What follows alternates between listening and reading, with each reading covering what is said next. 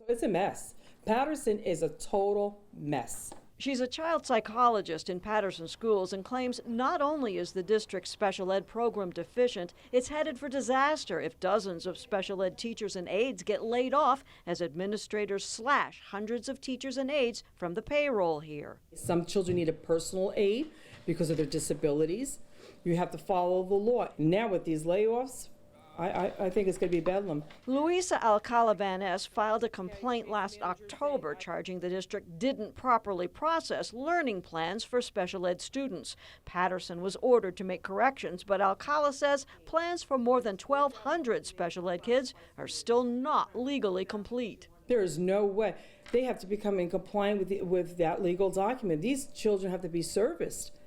What's going to happen there? You just can't send a substitute into a special education room. Rosie Grant heads a parents' advocacy group, says 175 Patterson teachers are currently slated for layoffs, plus more than 100 aides. Add 200 unfilled staff vacancies, and you've got about 500 positions gone. I think overcrowded classrooms will lead to some disciplinary and classroom management issues, which means more suspension, more expulsions, more kids choosing not to come to school because it's so cramped and uncomfortable and they're not learning.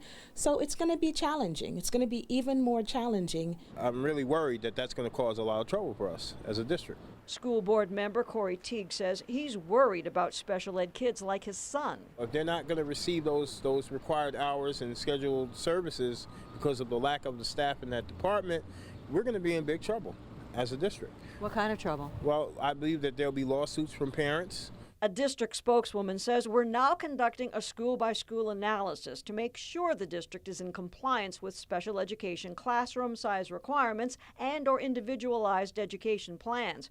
If additional adjustments are required, we'll redistribute staff as needed. Some of those who have received notices could be called back.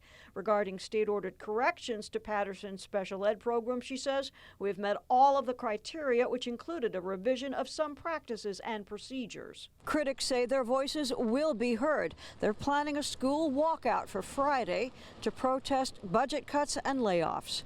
In Patterson, I'm Brenda Flanagan, NJTV News.